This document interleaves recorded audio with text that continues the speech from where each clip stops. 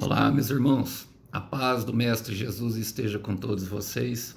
Que Deus abençoe quem me ouve, que o Senhor Deus possa vir falar conosco sempre por intermédio da sua santa palavra. Antes de começar, quero agradecer a oração dos irmãos. Muitos se manifestaram quando eu falei que estava enfrentando a enfermidade. Parece que de fato foi dengue, que eu ainda estou enfrentando, mas me sinto bem mais fortalecido. Foi momentos muito difíceis, não estava conseguindo trabalhar, guardava a energia para gastar aqui com vocês nas ministrações, que também me fortalecia ao mesmo tempo. E foi muito bom ver os irmãos junto comigo, me senti bastante amado, me senti bastante querido, e isso me fortaleceu bastante, irmãos. Quero deixar aqui o meu muito obrigado. Que Jesus te abençoe e que Ele devolva a vocês em fortalecimento e esperança por meio de palavras, usando aqui a minha voz para trazer esperança ao coração de vocês. Talvez tem muitos corações partidos e nós sabemos que a vida é uma guerra. Então vamos embora para cima, vamos para mais uma palavra. E o texto hoje para nossa breve reflexão encontra-se no livro de Atos dos Apóstolos. Quero ver com vocês o capítulo 2, versículo 34, para aquilo que o Senhor quer dizer, quer falar conosco no dia de hoje. O texto sagrado diz assim: Pois Davi não subiu ao céu, no entanto disse: O Senhor disse ao meu Senhor: Sente-se no lugar de honra, à minha direita, até que eu humilhe seus inimigos e os ponha debaixo de seus pés. Portanto, saibam, com certeza, todos em Israel, que a esse Jesus que vocês crucificaram, Deus fez Senhor e Cristo, e glória a Deus por isso, irmãos. Irmãos, o livro de Atos é o começo da missão da igreja verdadeira, que é justamente levar o nome de Jesus Cristo, que é o nome que salva, é o nome que tem todo o poder, àqueles que reconhecem que de fato estão perdidos e precisam de ajuda. Muitos de nós chegamos a uma igreja, chegamos a um irmão que tem muita fé, e ouvimos falar desse nome, e esse nome realmente ele é poderoso. A palavra de Deus ela é poderosa para nos trazer vida no lugar de morte, trazer ordem no lugar do caos, trazer, cura no lugar aonde estamos doentes. E muitas vezes nem sabemos, irmão, muitas vezes carregamos enfermidades em nossas almas que nós nem sabemos, e a palavra de Deus ela tem essa capacidade de mostrar para nós o nosso real estado e nos apontar a um destino glorioso, que não é aqui, que é no céu. Mas sei que muitos irmãos passam por diversas demandas e o Senhor de fato se importa. E esse livro é um livro de transição, justamente da vida e morte e ressurreição do Senhor Jesus ao começo, aos primórdios da igreja, através de Pedro, Paulo, Estevão e muitos outros mártires que são chamados sangue da igreja, mas que se posicionavam apontando o caminho. E aqui Pedro está na sua primeira pregação, logo depois deles serem confundidos com bêbados que estavam ali recebendo o Espírito Santo de Deus. E quando o Espírito Santo de Deus chega dessa forma, ele cria confusão na mente dos incrédulos, mas traz consigo poder àqueles que creem. E eu quero hoje ministrar essa palavra humildemente ao nosso coração. Vamos lá?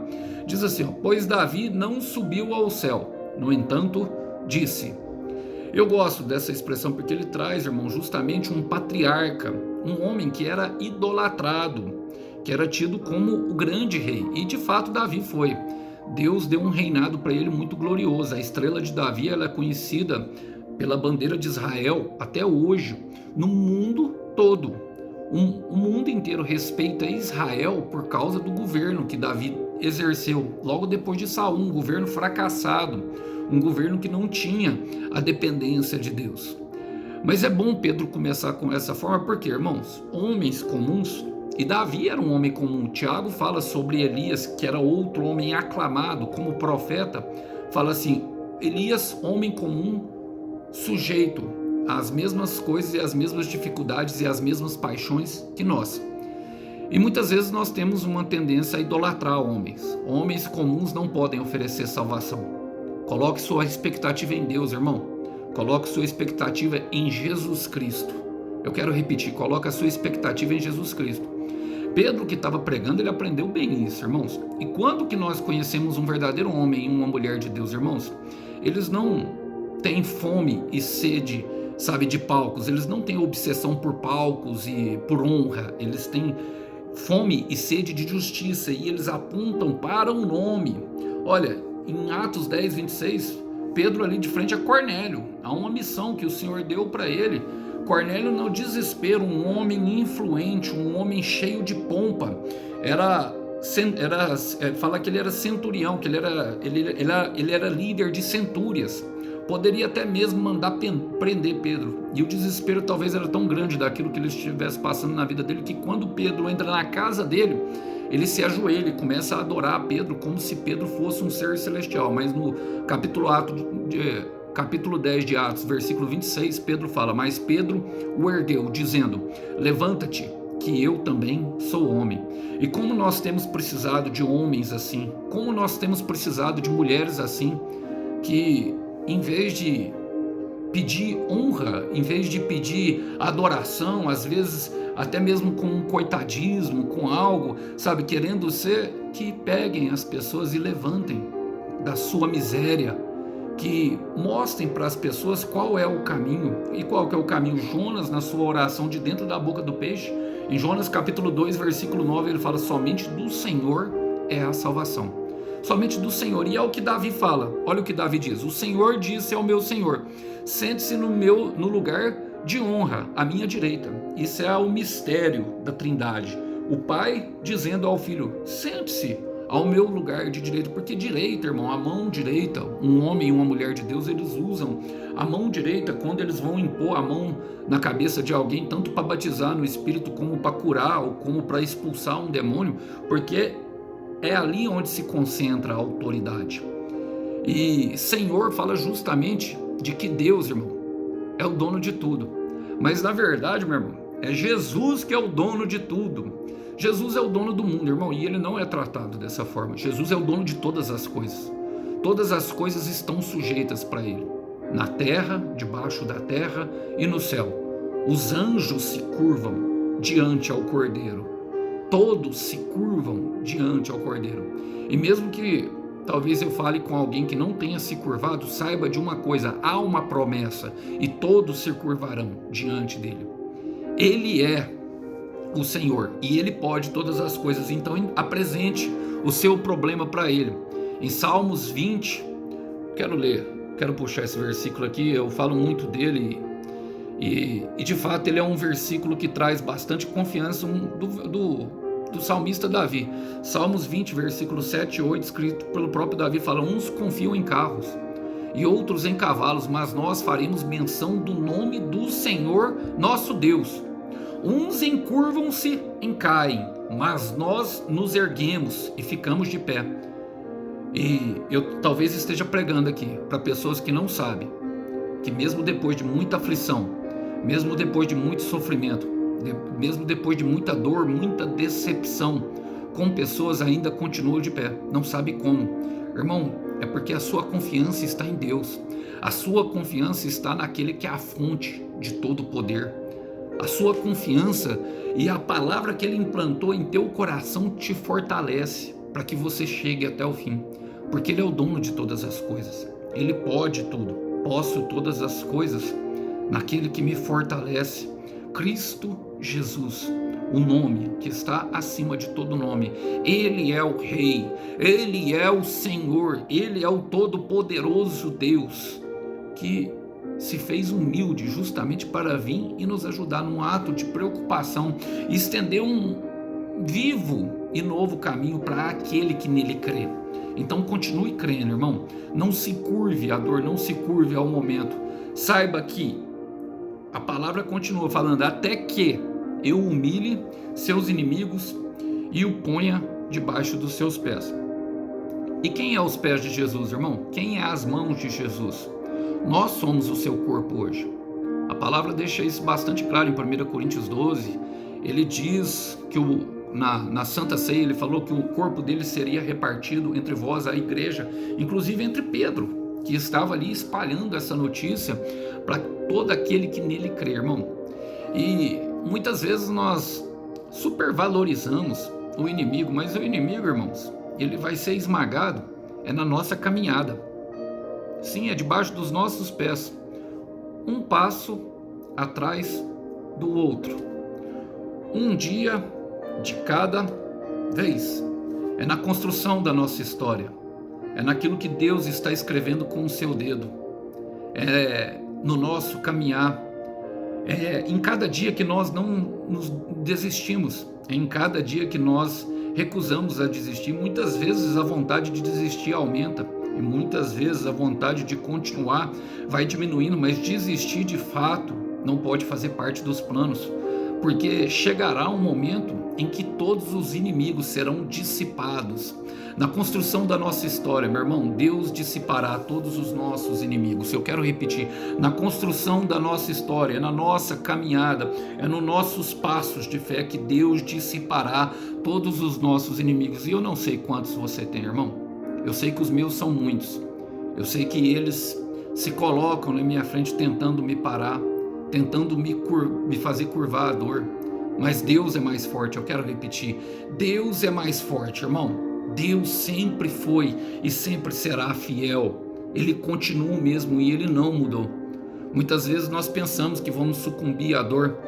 Muitas vezes nós pensamos que não vamos dar conta. Mas você já reparou que você continua, mesmo não querendo, mesmo não, sabe, mesmo às vezes não acreditando em si mesmo? E não acredite, meu irmão.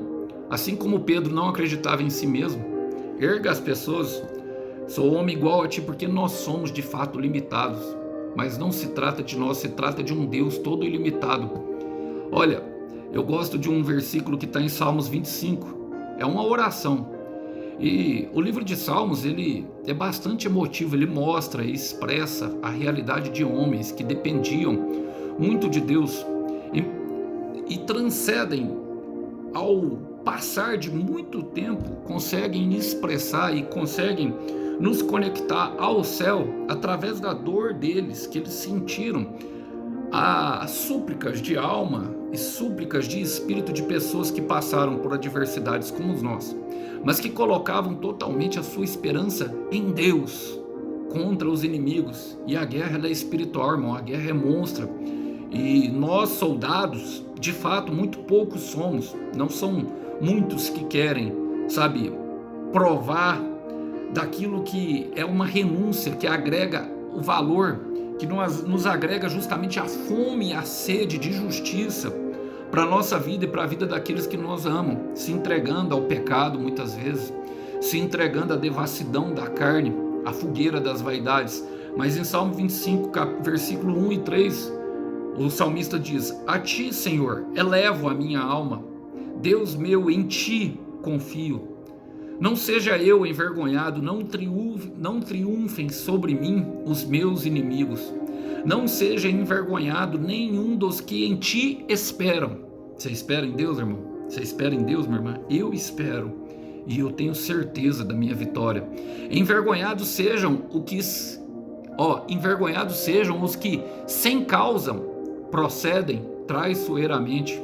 E como nós temos visto nesse mundo de hoje, irmão, como nós temos visto nesse mundo de hoje, minha irmã, que pessoas que não se importam, que agem pela sua própria vaidade, pelo seu próprio egocentrismo. O seu Deus é o seu ventre, o seu Deus é o seu próprio eu, as suas próprias vontades, não se importando o que causam conosco.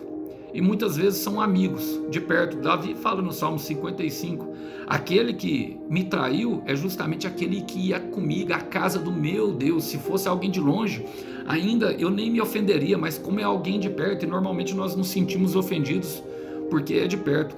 O perigo, irmão, nunca está em Pedro, que é explosivo e às vezes corta a orelha, mas sim em Judas, que abraça, diz que nos ama, sorri para nós, beija no rosto. Não é verdade? Mas o Senhor, Ele é mais forte. O Senhor, Ele é poderoso para reverter histórias. O Senhor, Ele é poderoso para dar continuidade à nossa história. O Senhor é poderoso para nos fortalecer mesmo diante a tantas pancadas que a vida nos oferece por meio de pessoas que, teoricamente, estão conosco, não é verdade? Mas que no primeiro momento resolvem virar as costas. Não confie em homens, irmão, confie apenas em Deus. A palavra fala, Paulo fala assim, ó, no meu primeiro julgamento, ninguém me veio consolar, mas o Senhor não me faltou, e Ele não falta, irmão, de fato, o Senhor não tem nos faltado. E olha, no versículo 36 fala, portanto saibam, com certeza todos em Israel, que esse Jesus que vocês crucificaram, Deus fez o Senhor e Cristo. Senhor é que Ele é dono de todas as coisas. Senhor quer dizer que Ele manda em tudo, irmão. Que Ele tem todo o poder. Que Ele tem o poder para fazer o que Ele quiser. Olha, Lucas 1,37 diz que para Deus nada é impossível. Ele pode, não estou dizendo que Ele vai fazer, irmão. Ele age em amor, Ele age com propósito, Ele age no tempo dEle, Ele age com sabedoria, Ele age com paciência e bondade. Nós conhecemos o nosso Senhor. Mas, por muitas vezes, podemos entrar em dúvida justamente por causa desse tempo de espera, por causa do propósito que Ele colocou dentro do nosso coração. E muitas vezes fazemos igual a esse homem aqui, irmão. Igual a esses homens. Condenam. Olha, saibam com certeza todos em Israel que a esse Jesus que vocês crucificaram, Deus fez o Senhor e Cristo, ou seja, o ungido, o escolhido, aquele a qual Deus aprovou. Então, nem tudo que a terra condena, meu irmão, é sem valor para Deus, e vice-versa. Nem tudo que a terra aplaude, o céu aprova. Eu quero repetir, nem tudo que a terra condena é sem valor para Deus, mas nem tudo o que a terra aplaude também é sem valor para Deus. Irmãos, em Mateus 4, quando Jesus é tentado ali de frente ao diabo, o diabo oferece para eles o mundo, porque o diabo ele governa esse mundo através do pecado do homem, que entregou algo que era um presente de Deus ao governo de Satanás. O que ele queria naquele momento era que Jesus se rendesse à sua divindade, sendo que, para ser igual a nós num ato de amor, ele se entregaria como um sacrifício perfeito, porque ele precisava provar que ele era 100% homem e 100% Deus. Então ele não poderia transformar a pedra em pão ou aceitar. Mas as riquezas, as honras, a glória, nós vemos no livro de Apocalipse que é tudo dele. Ele é dono do ouro e da prata, ele é dono de tudo e de todos. Colossenses 3, versículo 11, porque Jesus Cristo é tudo em todos. E esse é de fato o que eu creio. Isso é de fato o que eu prego. Isso de fato é a minha vida. E creio que há de muitos irmãos também, e talvez muitos ainda não conseguiram perceber, porque a terra ainda condena, mas para Deus, Jesus Cristo tem muito valor, porque Deus amou o mundo de tal maneira, Ele nos amou quando nós éramos pecadores, quando a ruindade rondava o nosso coração, e Ele amou o mundo de tal maneira, e muitas vezes nós que somos profetas, que somos os sacerdotes da nossa casa, que fomos levantados como atalaias vigilantes de oração por pessoas que nem sabem que tem um problema espiritual, porque não conseguem ver de fato o seu estado de frente a Deus. Muitas vezes por essas pessoas queremos negar, mas não condene, porque nem tudo que condena é sem valor. Ele amou o mundo de tal maneira que deu o seu Filho unigênito, para que todo aquele que nele crê, ele é o Filho. E eu não sei para vocês, irmão, o que tem valor. Muitos creem que tem valor ser presidente, outros creem que ser um político de alta influência, outros creem que, por exemplo, ser um empresário bem sucedido, outros creem, por exemplo, que... E nada contra, irmão, nada contra, sabe, você construir um legado, seja ele financeiro ou seja ele de um caráter, de uma reputação ilibada, que traz, sabe, exemplo e influência para as pessoas fazerem o bem, nada contra mesmo. Só que nada me deixa mais feliz do que ser chamado de filho. É filho, irmão, é filho. Então, sabe, talvez o mundo não veja valor nisso, mas eu vejo muito. E você vê? Então declare, creia, eu sou filho amado do Pai, porque nem tudo que a terra aplaude, o céu aprova. E eu quero terminar aqui com vocês com 1 Coríntios, o apóstolo Paulo, que também era um que agia como um fariseu louco. E no versículo 18 da primeira carta de Coríntios, do capítulo 1 Coríntios, capítulo 1, versículo 18, ele escreve algo magnífico, que refere-se justamente à obra do Filho. Ele fala: porque a palavra da cruz é deveras loucuras para os que perecem, mas para nós que somos salvos é o poder de Deus. Porque está escrito: destruirei a sabedoria dos sábios e aniquilarei a sabedoria, o entendimento dos entendidos. Onde está o sábio? Onde está o escriba? Onde o questionador deste século, porventura, não tornou Deus louca a sabedoria deste mundo, visto como, na sabedoria de Deus, o mundo, pela sua sabedoria, não conheceu a Deus. Aprouve a Deus salvar pela loucura da pregação os que creem, até o versículo 21. E de fato a loucura da pregação ainda existe, irmão. Nós cremos em uma grávida que dá à luz, nós cremos no machado que boia sobre a terra, porque Deus deu uma ordem. Nós cremos que o mar se abriu, abrindo assim um caminho vivo à terra da promessa para os israelitas que eram oprimidos pelos egípcios, e esse mesmo mar se fechou, levando todos os inimigos embora. Nós cremos que Elias orou e caiu fogo do céu. Nós cremos que homens e mulheres têm visão do céu, vendo anjos subindo e descendo em toda a direção. E eu tenho certeza que enquanto nós falamos agora, anjos sobem e descem, levando as lágrimas dos justos que creem que Deus ainda faz justiça por eles. Sabe por quê? Porque no versículo 27 desse mesmo versículo, Paulo fala: pelo contrário, Deus escolheu as coisas loucas do mundo para confundir os sábios. Aleluia! E Deus escolheu as coisas fracas do mundo para confundir os fortes. E Deus escolheu as coisas vis, as desprezadas e as que não são, para reduzir a nada as que são. E aí, meu irmão, onde você se encaixa? Se eu sou totalmente desprezível, totalmente incapacitado, e assumo diante de vocês, mas sei que o meu Deus, ele é poderoso para ampliar a minha tenda e os meus limites e me levar além daquilo que eu tenho pedido. E eu creio que com vocês também, que Deus, no final das contas, fará muito mais. Ele fez o Senhor e Cristo. Ele fará muito mais do que você pediu. Acontecerá muito mais do que você pensa. E Ele te levará muito mais alto do que você deseja. Porque Ele ainda é Deus. E Ele ainda confunde aqueles que acham que são. Permaneça firme, permaneça forte, permaneça do lado de Deus. Porque no final das contas, o Cordeiro Santo tem uma recompensa para o teu sacrifício. Que Deus abençoe, meus irmãos. A paz do Senhor Jesus esteja com todos vocês. Até uma próxima mensagem. Tchau, tchau.